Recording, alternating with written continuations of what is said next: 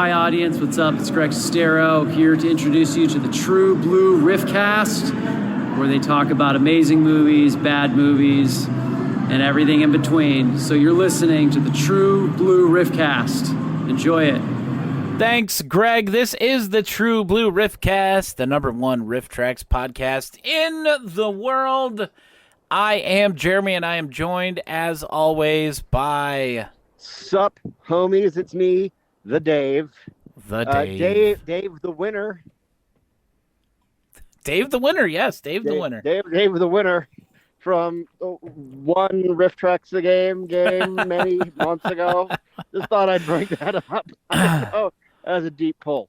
Yeah, a little bit. Well, Dave, Happy New Year, Merry Christmas, all that fun stuff. Happy New Year. Aren't you also going to wish me a happy birthday? Yes, I'm happy old birthday. like you. Yeah, you're not quite catching up because obviously that can't happen. But I said that to my brother once. He's 4 years younger than me. Yeah, and it's just like, wow, you're 38. Just wait till you're like, oh, you're never gonna catch up. Ooh. It's very depressing. Newly first draft finished book author. That's true. Dave Chadwick. Yes, that's true. I finished the first draft of Spaghetti and Meatballs, which was supposed to just be a novella, one of 4, and then it just kind of was like, hey, I'm going to be my own thing, and I'm like, all right, I guess we're doing this. Took on a life of its own. Yeah. The thing is, like, starting to write it feels like 1,000 years ago now, even though it was like August. But now it's just like, oh. But I'm glad it's done. It means I don't have to think about the plot all day, every day.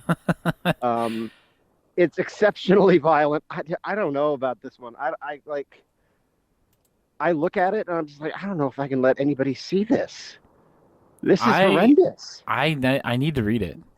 Okay. I absolutely need to read it. Yeah, well, I mean, it's going to have to be edited. I'm not going to take any of the violence out. Like, there are some hot takes in it that are definitely going to go out of the first draft because I don't want to get canceled.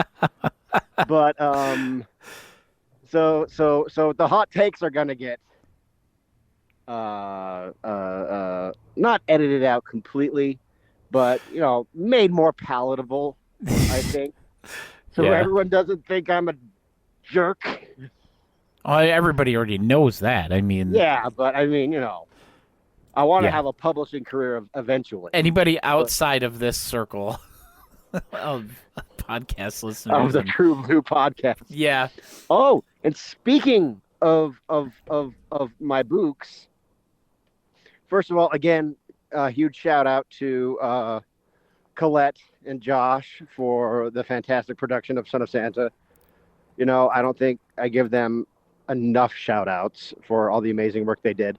But I don't want to say a few weeks ago, but I would say it was on December 13th. I had a lovely recorded conversation with the one and only Haley Pullis, the star of General Hospital and the narrator of the Tumbleweed Dossier.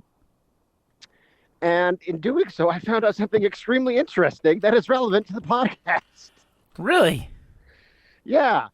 Well, I told you about it. Do you remember this little piece of information? I do not. Okay. Well, my memory is awful. So I did a little bit of. I mean, like, I don't want to seem like I'm stalking this lovely young lady who recorded this audiobook for me, but I did a little bit of research on it. I looked at her IMDb page, and one of the movies that she's done is called A Royal Christmas Ball, I think, something like that. It stars her, Tara Reid, and a bunch of other people you've never heard of. And it's like a Hallmark movie. I don't know if it's on Hallmark.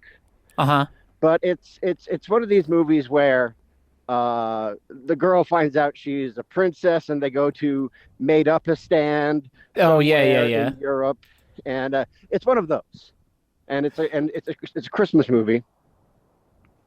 And I looked at the director. Oh God. And I couldn't believe it. And it said, directed by David Dakota. Okay, I do remember you telling me this now. Okay. So I found out that it was on YouTube. And I was like, I have to Oh, watch no. this. I have to watch this. So I look at it, and it has all the same. Not only is it like formatted the same way that a talking cat in Santa Summer's house or Santa Summer's home. It's Santa Summer's house. Yeah.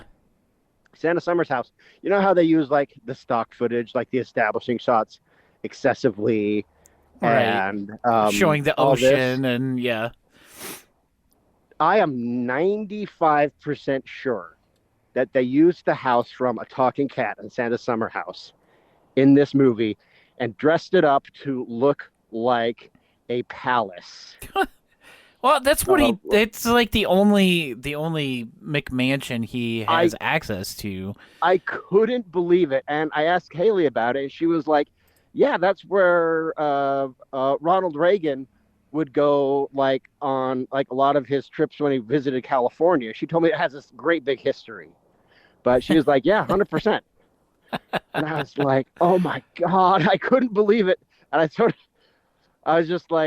of became obsessed with it, and I like watched it before I talked to her. We're gonna play this interview as soon as like I stop, because I kind of fell behind on a bunch of stuff I got to do between like my night job, where I sliced my finger off. We'll get to that. Well, no, I just at work. Longtime listeners of the podcast will know that I am an overnight custodian. That's my night job, between all the other insane stuff I do. And I was changing a blade on a piece of equipment, and Dave. I sliced a big part of my left middle and my left index finger. Just sliced it right off. Well, hey, But that's better than what happened to Hawkeye. Oh yeah, Jeremy talk about Renner. In case you didn't hear, Jeremy Renner got a little bit hurt the other day. I found this out like 5 minutes ago. He was helping to clear out the road that they live on with like a snowcat or whatever.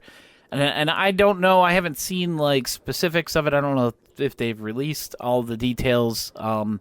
But he got run over by a snowplow, and his leg got super messed up. I guess he had some blunt force trauma to his chest that he had to get surgery on, and he's kind of been hanging out in the ICU for a little while. He seems to be doing well, at least. But that's bad. A bad thing happened to anybody. The second worst thing to happen to him in the last little while. The first worst thing is being made a joke out of in that terrible Glass Onion movie. Oh! But no, that is seriously, that's really terrible. Yeah, it is. It's really bad. Anyway, you were saying about this interview. I think that's what we were talking about. Yeah, 100%. So we'll get to it later. But when we talk about like what we want RiffTrax to do in 2023, I'm going to put a Royal Christmas Ball on it, because I want an official like RiffTrax connection to this audiobook. And it's like perfect because it's a David Dakota film. It does all the same stupid crap that they do in A Talking Cat and Santa Summer House. And it has Tara Reid in it. I mean, that in and of itself.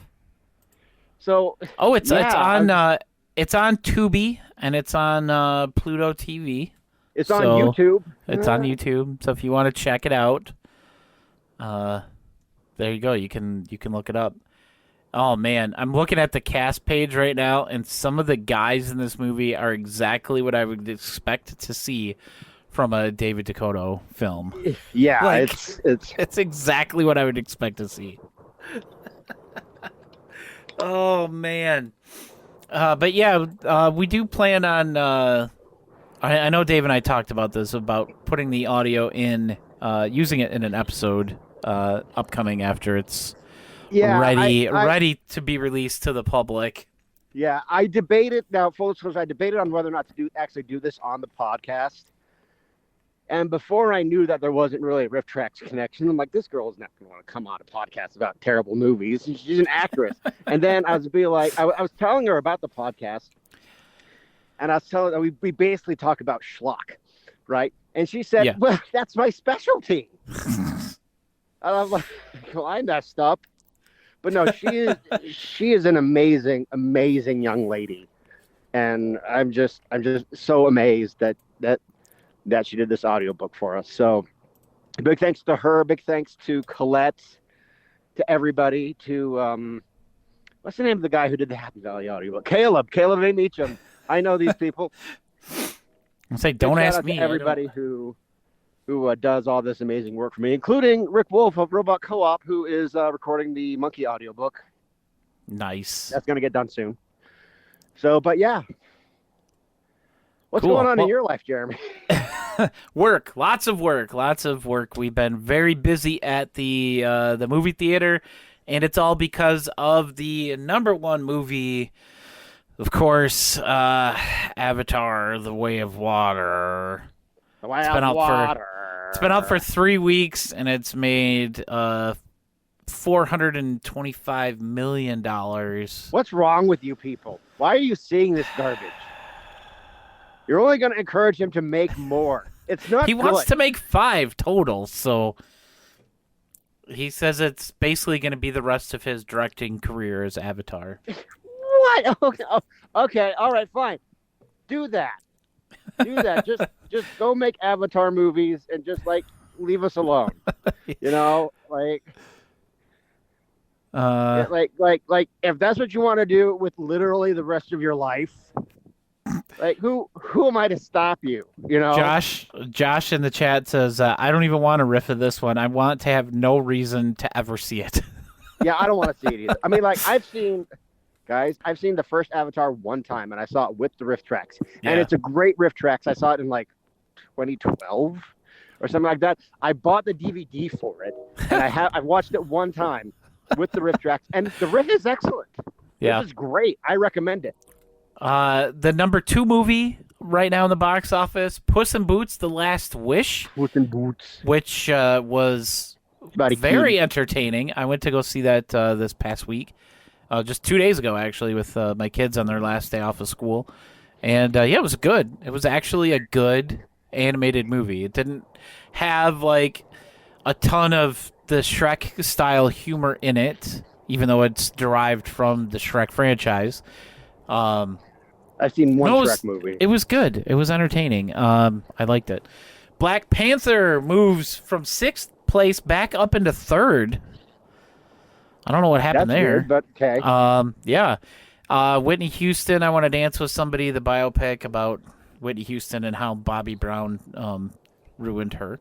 And then the apparently awful Babylon is in 5th place. I say apparently awful because we've had multiple people walk out of this movie at our location. You know, when I used to walk out of movies, I never used to ask for refunds. I'd be like, okay, I gambled and lost. But apparently it's a thing. Yeah. That people ask for their money back. And it did edge out barely one of my favorite new Christmas movies, Violent Night. Is just underneath that in 6th place. Isn't that with Stranger Things, man?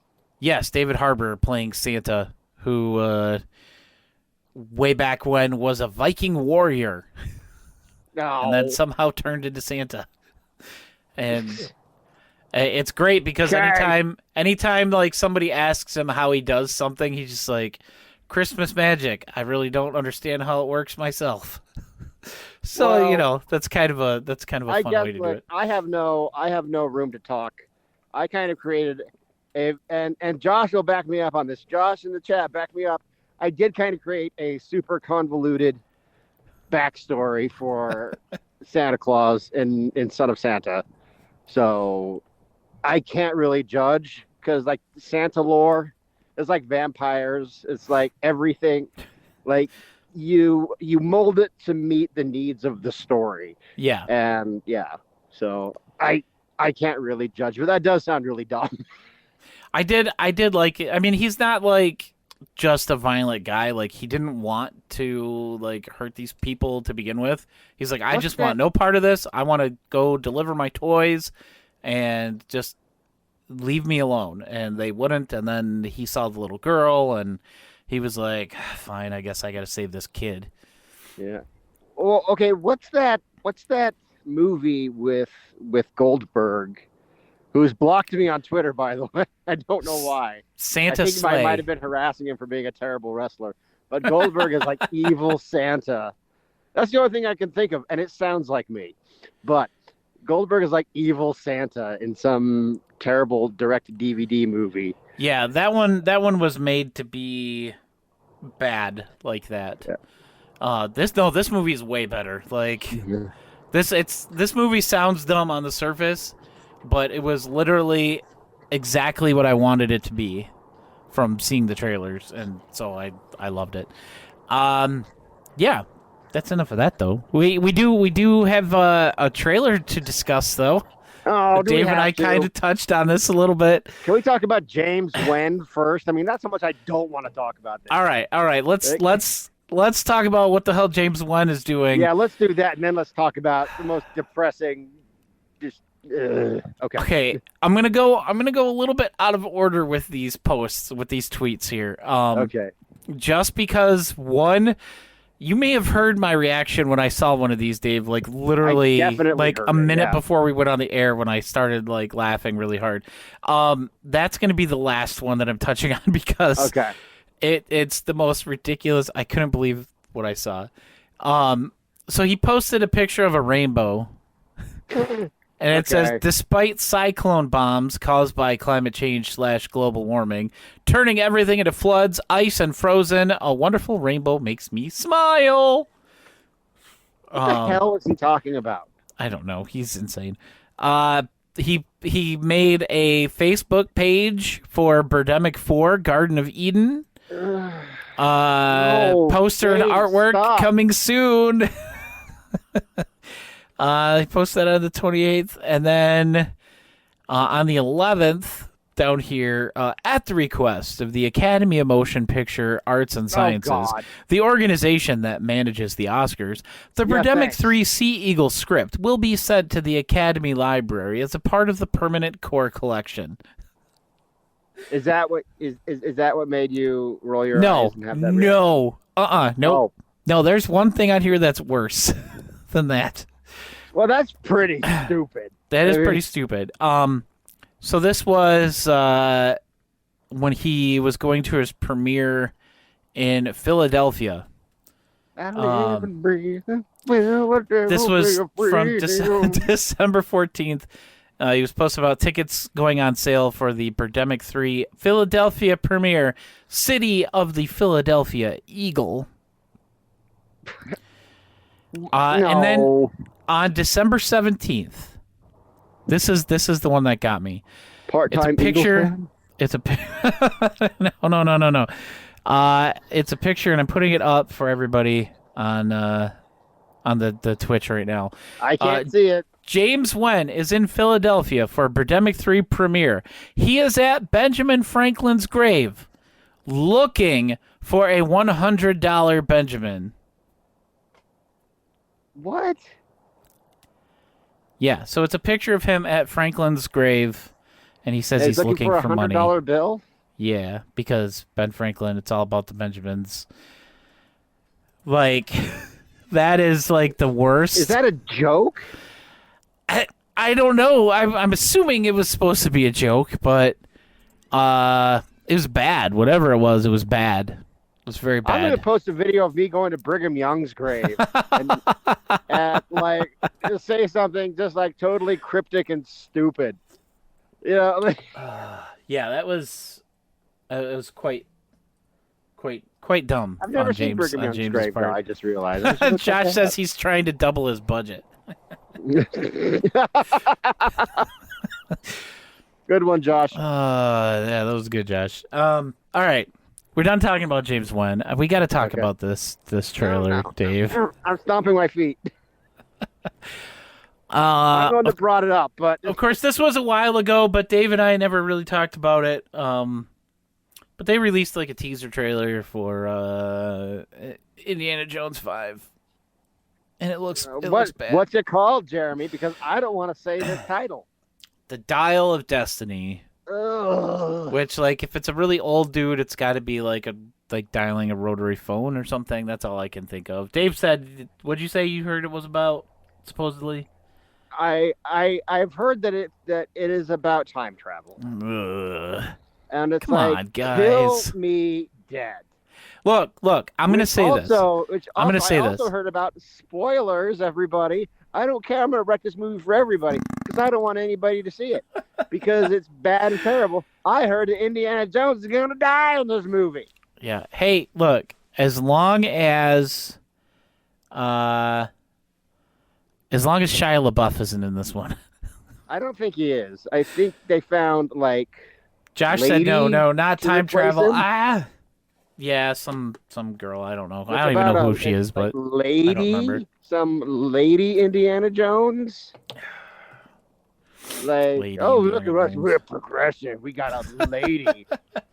Like, hey, I mean, look at Laura Croft. I mean, women can be Tomb Raiders too. Yeah. Okay. Yeah, but still, dumb. That just looks bad. It's I don't know. There's a word for it. It starts with a P. It rhymes with andering. Hey, I will say this though. The story about a college professor being well into his 80s and refusing to retire, that's pretty realistic. Yeah, that is true. Yeah. So at least it's got that going for it. It's who was asking for this? Who is asking for a not fifth going to Indiana be Jones good. movie after Crystal Skull? Well, and then you heard what Harrison Ford is doing after that, right?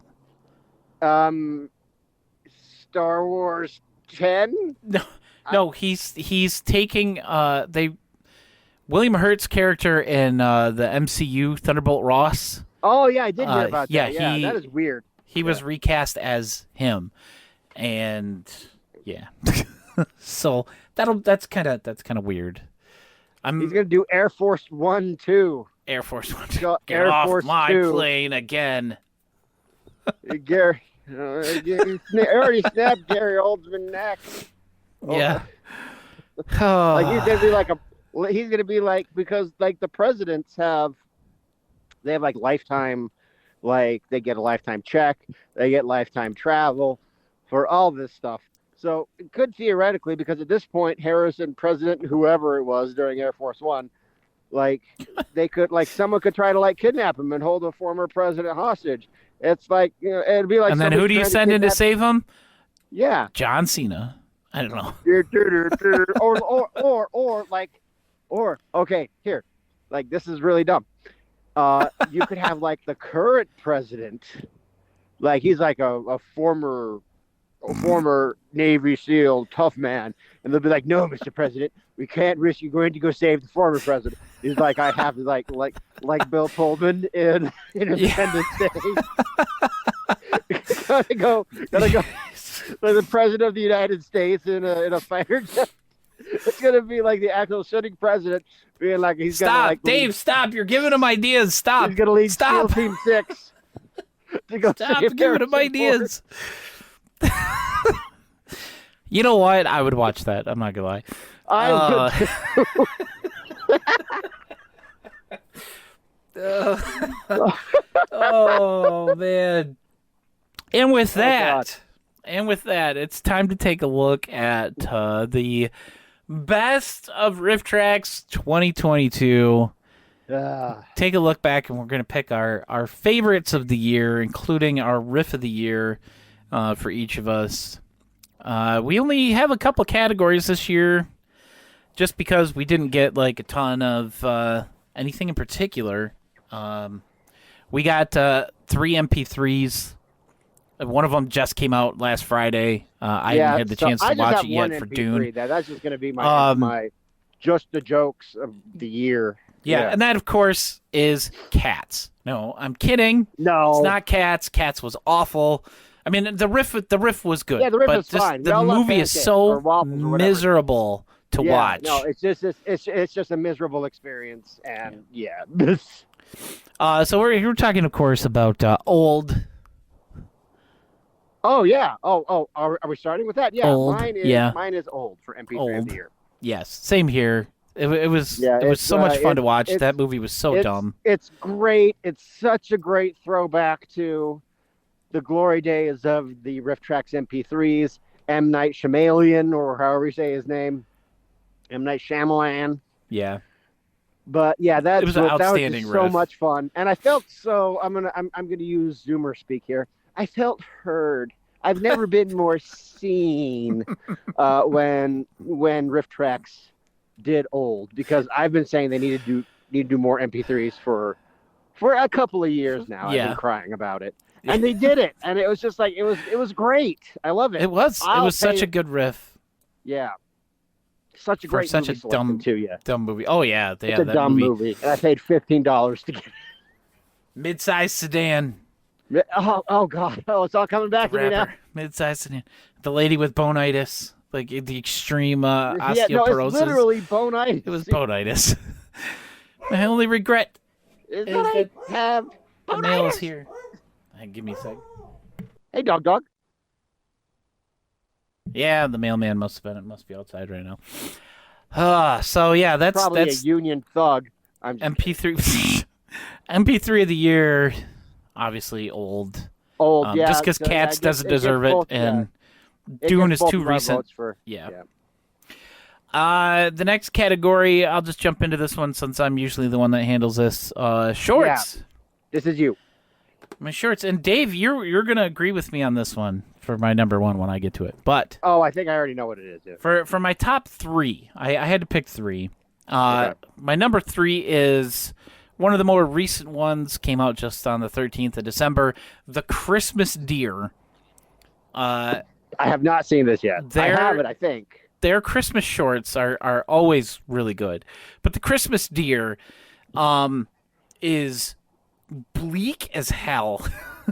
Like it's about how the Christmas deer ties into the mythology, and it's basically Santa was a hermit who lived in the woods and here carved we go. toys out of wood, because his son died, and so he was What? carving toys that his son would like, and he meets this lost little boy in the woods and gives him a flute that he carved for his son, and then the boy ran home with help of the Christmas deer, and then the old man decided, oh, I made that kid happy, I'm going to get rid of all this wooden stuff that I carved and give it to all the children in town, and then I'm going to come back and I'm going to finally carve the baby Jesus for the nativity that I never carved because my son died, and the end. Christmas deer.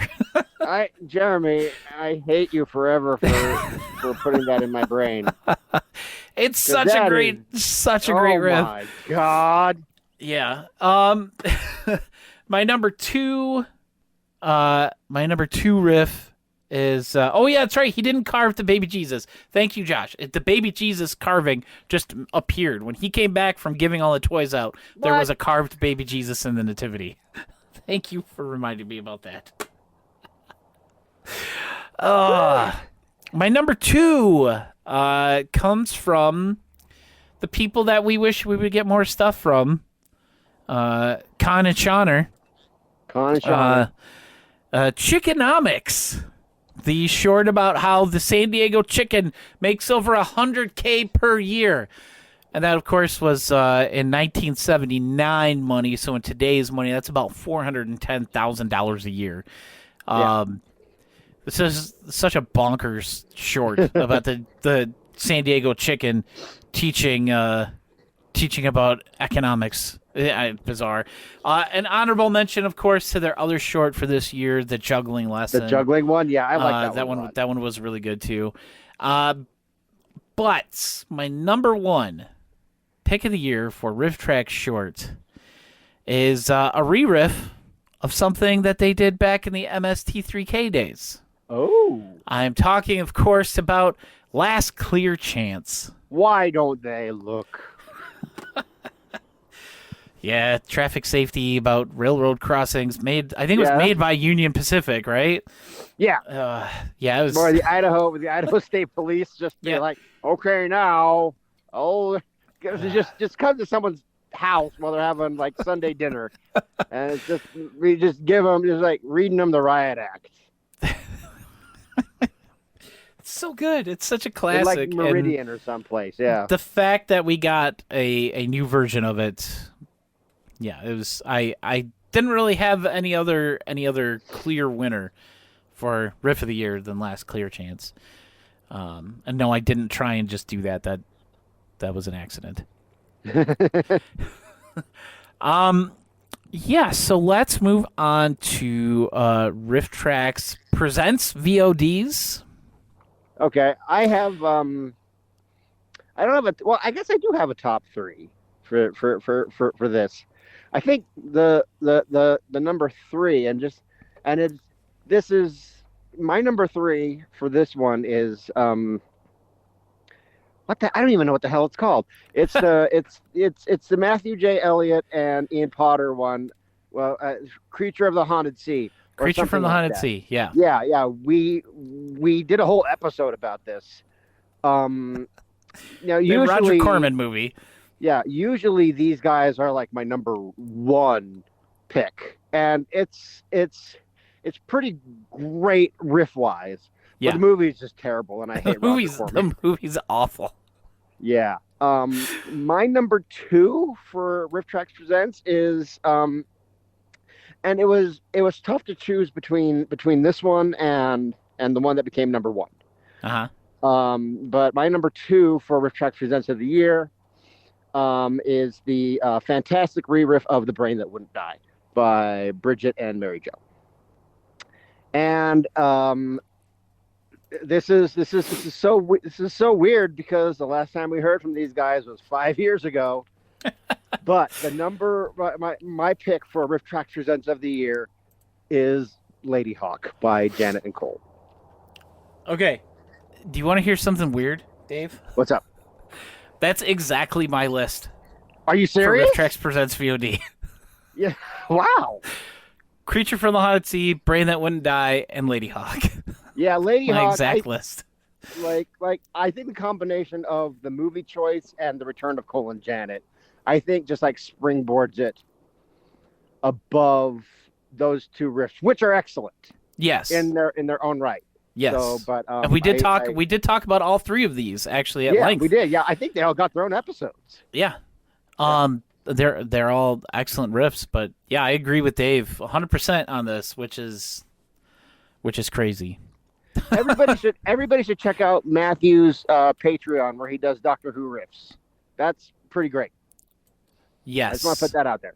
Yes. And as far as anything goes, if there's anybody worthy of talking about anything related to Doctor Who, it's Matthew J. Elliott. Or Sherlock Holmes. Or Sherlock Holmes. I'm finding out Agatha Christie because I mentioned that I listened to and then there were none the audiobook because that's how I do all my reading now is on audiobook. Yeah. And for like months and months, it's like Audible was like, we think you'll like, and then there were none. I'm like, yeah, I bet you would.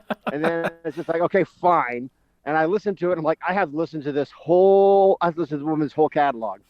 And I said, I blame, and I just said this as a joke. I said, I blame Matthew J. Elliott for this for some reason. And he and I have been talking about Agatha Christie for a couple of weeks now, and he's been giving me a lot of Agatha Christie resources.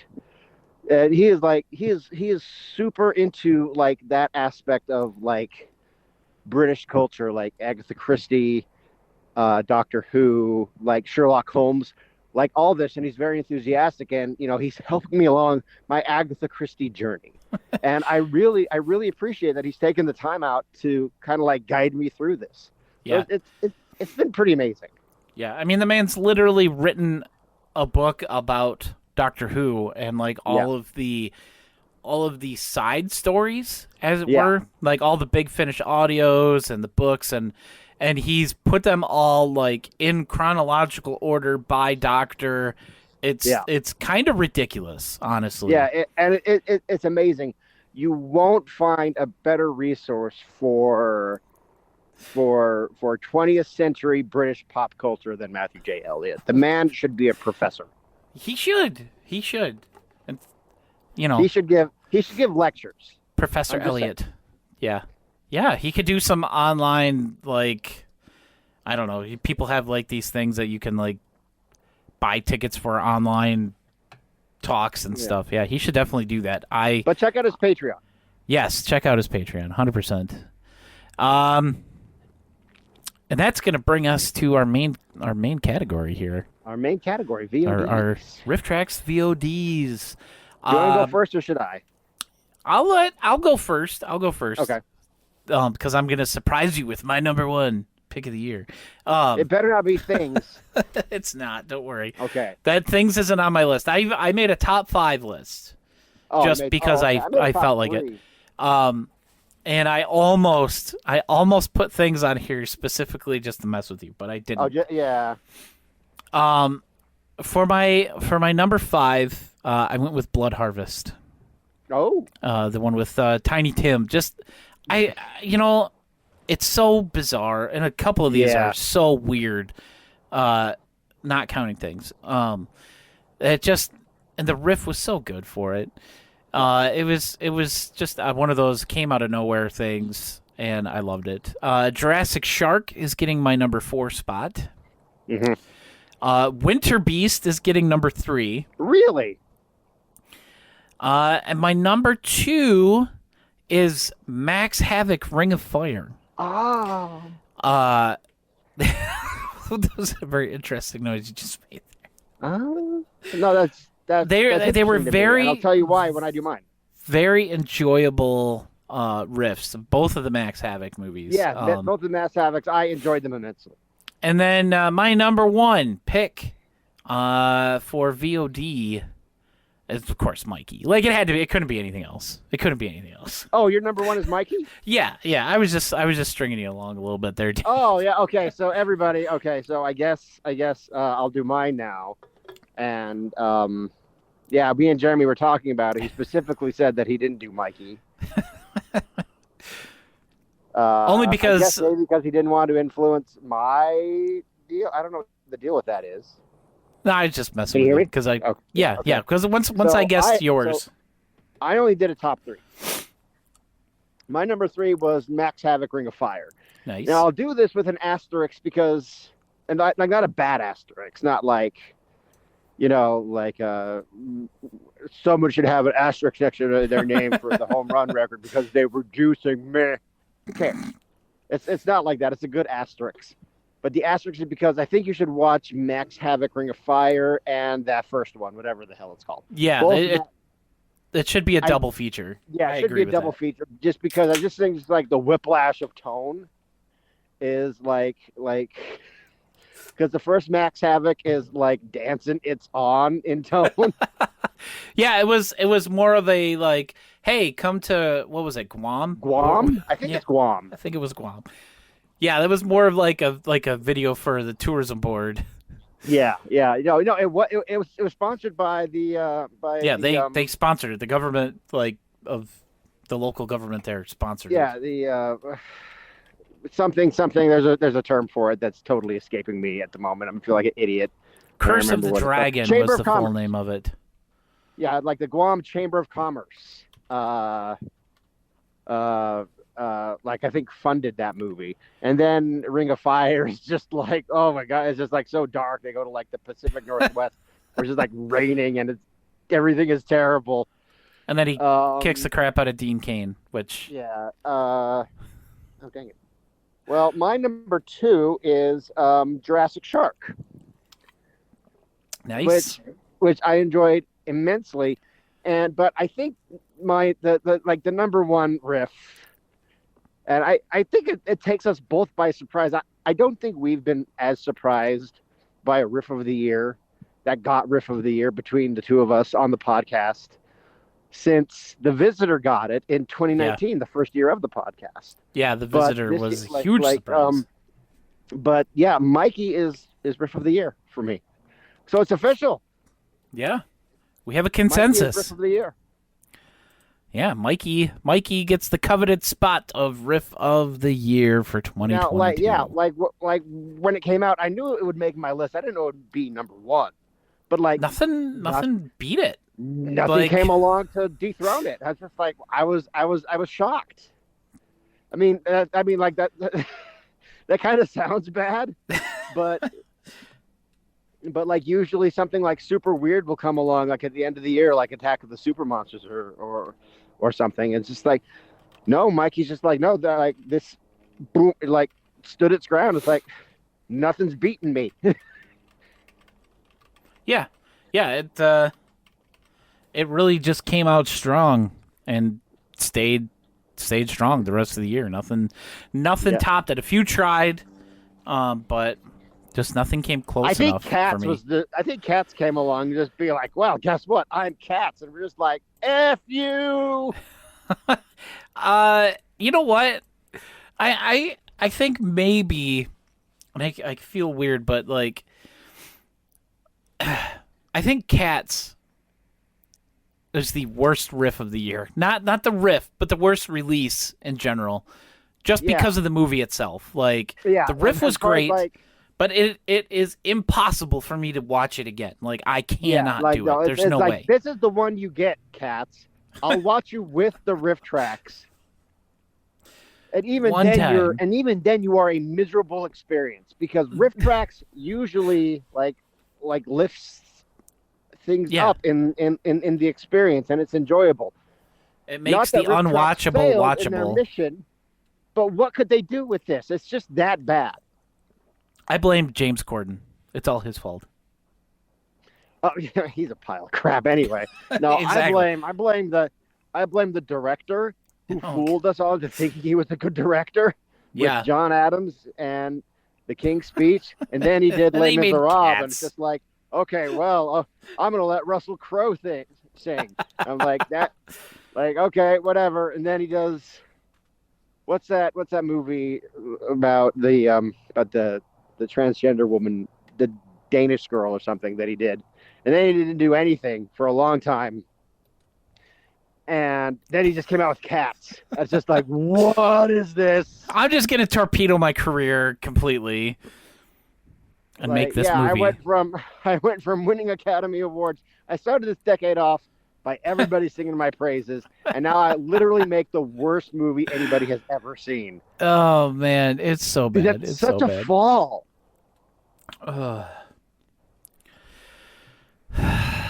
Let's move on from Cats. Let's stop talking about Cats. It just hurts me. Was Riff of the Year. Everybody should go get it. It's worth it.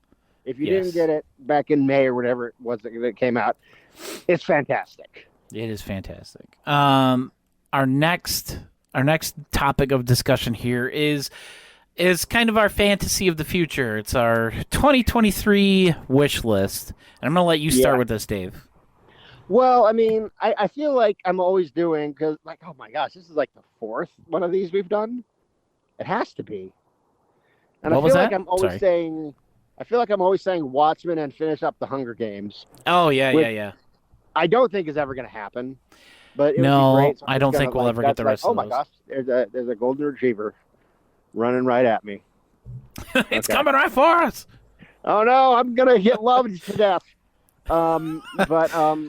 But I am going to put that out there. Like, I do want Watchmen, and I do want them to finish the Hunger Games. I think the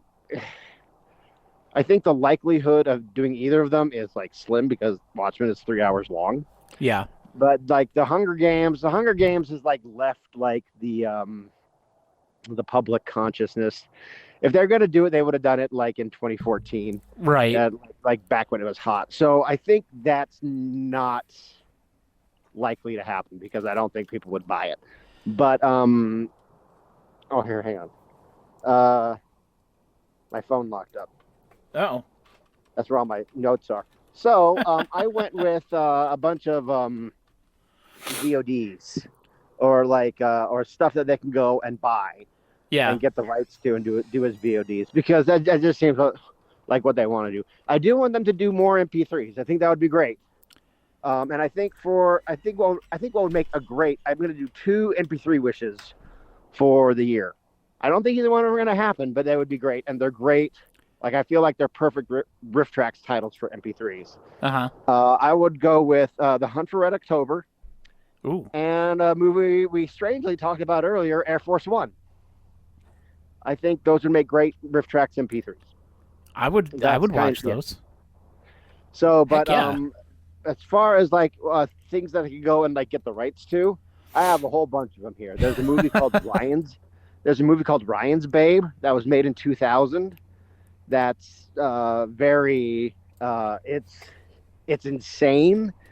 I might have to send the archive link to you, the archive.org link to you.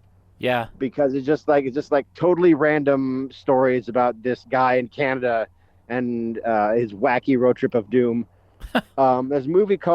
There's an Exorcist ripoff called Kathy's Curse. I think would be great. I don't know. Have you ever heard of a movie called Roar, where these weirdo Hollywood types, like, they didn't write a script, they just invited a bunch of their friends over to their house, and they have like 40 lions and tigers, and they just film the wildlife going crazy? I think that would be great. Are you talking about from 81? That's right. No. I don't know what year it was. It looks like it's late 70s, so it might have been 81. I don't know. I just Google searched Roar movie, and it came up with something from 1981 with Tippi Hedren. Yeah, I think that's it. Yeah, Is that it? I think she actually broke her leg in the production of that because the elephant picked her up and had a life flight her out of there, and they kept it in the movie. Wow.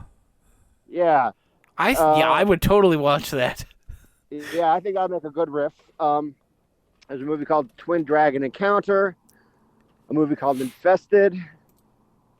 I'm pretty sure you've heard of Computer Beach Party. Yes. Okay. Then there's another movie that I don't know if you've heard of it. It's called Haunted Ween. Then there's a movie called Black Roses, Hologram Man, and Vampire Assassin. And I kind of want them to do like some of the movies I did for SRD's movie night that I don't do anymore. I probably should. Yeah. But there's a Mega Man fan film that's available on YouTube that I think would be great. That would be wonderful. I want them to do Ben and Arthur. And I want them to do StarCraft. I don't care if MST3K did it. They wrecked it. I don't care. I want them to do it because if MST3K can do Wizard or whatever it was, steal a bunch of RiffTrax titles, they can steal this one from them because they messed it up. Wizards of the Lost Kingdom. It's still a very touchy subject. Yeah. So it's no secret anymore. We tried to keep it secret for a while that we do not like the revival. But whatever. Those days are done. Yep. Long behind us. Yeah, so do Star Crash. Perfect RiffTrax movie. Star Crash would be great. Yeah. And as for live shows, it hasn't changed.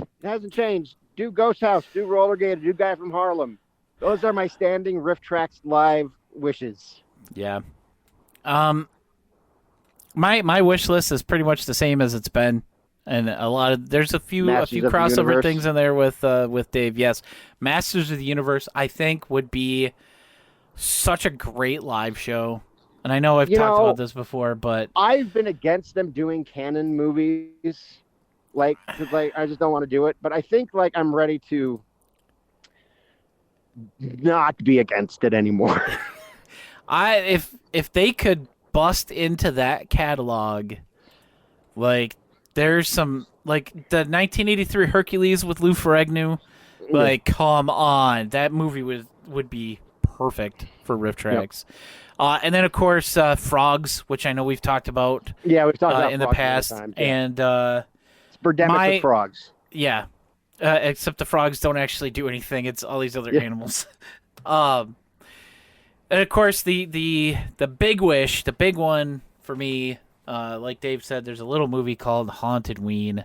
Yeah, that I would love to see get the RiffTrax treatment, if for no other reason than I want more people to see the movie to know itself. about it. Yeah. I want that to be the thing right there. Josh says that he wants them to redo Mitchell. I don't know. Wait, didn't they? Oh no, they did Final Justice. What am I thinking? Okay. Yeah, they did Final Justice. Well, I mean, wouldn't if be there are against some more MST3K re-riffs redos, either. I mean, if we're gonna go down that road, Final Sacrifice would be a great live show. Final Sacrifice would be amazing. I'm trying to that think one, of other. I'm trying to think of other gone, non sci-fi era movies they could redo. I think they've done all the ones that I'm interested in, like Gamera and all that. Yeah. As far as like old seasons, I'm like going through them right now. Yeah. I'm looking like I wouldn't. There are some Mike Solo riffs that they could redo, like I think Point Break. I think would be great to revisit, but I don't know if there's really any interest in that. I mean, I guess they could do. Like, wasn't there a remake of Point Break recently that was really terrible? Yes, there was a remake. I would watch that too. Of course, that would be, I'm sure, an MP3. But also they could do like stuff that's totally inappropriate to riff. They could do like a bunch of Netflix movies that are on Netflix. Of course, they're on Netflix. Like All Quiet on the Western Front. Do that. Why not? Screw it. Yeah.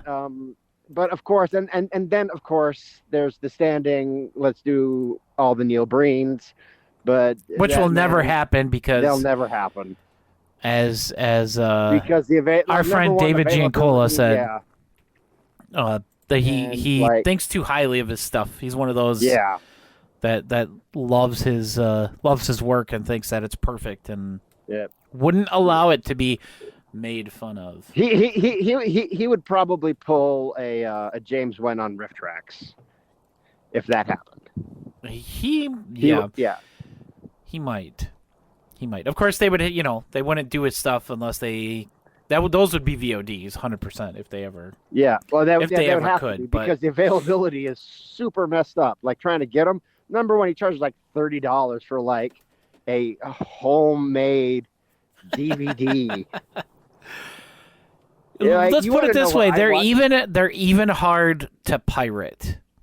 Do you want to know where I watched his most recent movie on? I'm not even kidding about this. I watched his most recent movie on Pornhub. What? Yeah, someone uploaded it to Pornhub.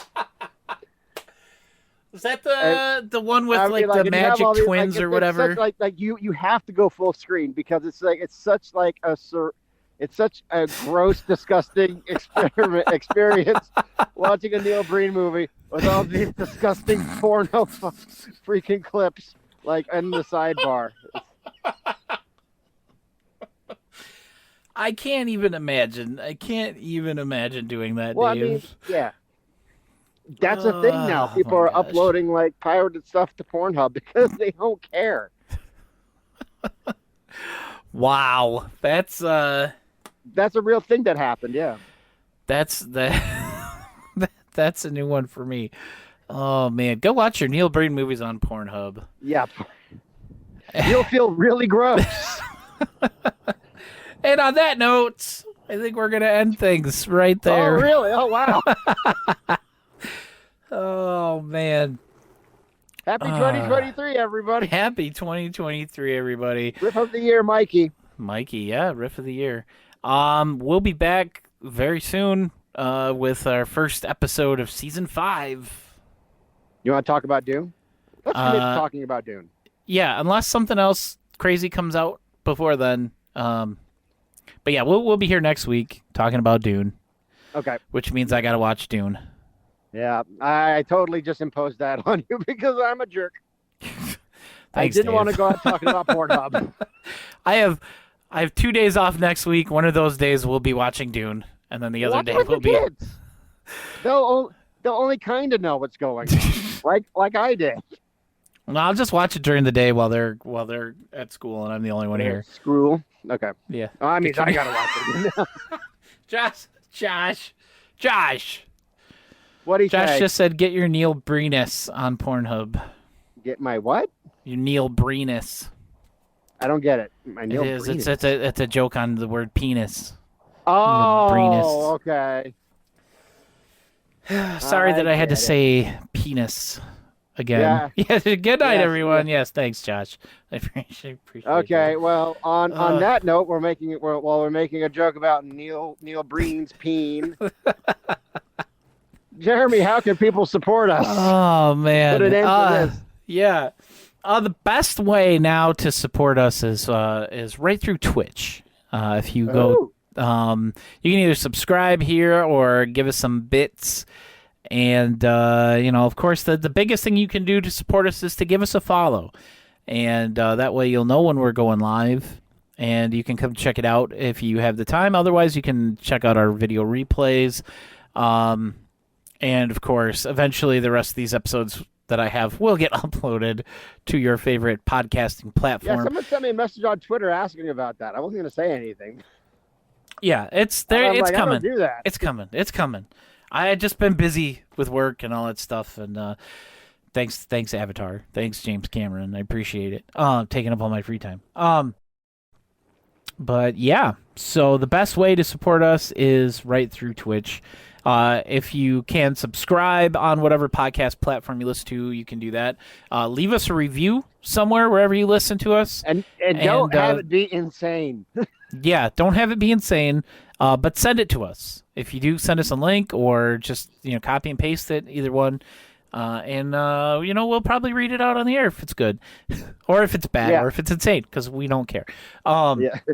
but on that note, you can follow the podcast on Twitter at TBRiffcast, and I'm on there also at PB and Awesome. You can check me out on Twitter at DChadwickAuthor. Check me out on the website that you can find all the links on my books. Buy my books on Amazon and on Audible. Buy Dave's books. Use your free thing for your audio book for Dave. Use your free Audible, your first one, and that gets us lots of money. And if you buy Son of Santa, I don't care if Christmas is over. It's a great book. You can listen to it anyway. Get that one. It gets me and Colette way more money than we normally would have got. Amazingly. Yeah, that's also a good way to support the podcast. Honestly, get Dave money. Yes. Get Dave money. I don't have to be an overnight custodian. That would be fantastic. Oh, that'd be awesome. All right, guys, that's gonna do it for us for the year.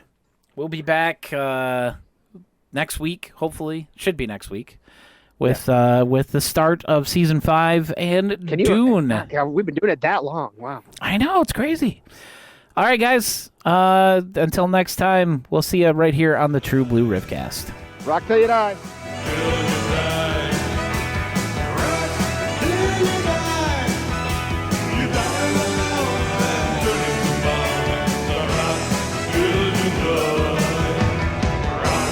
till you die.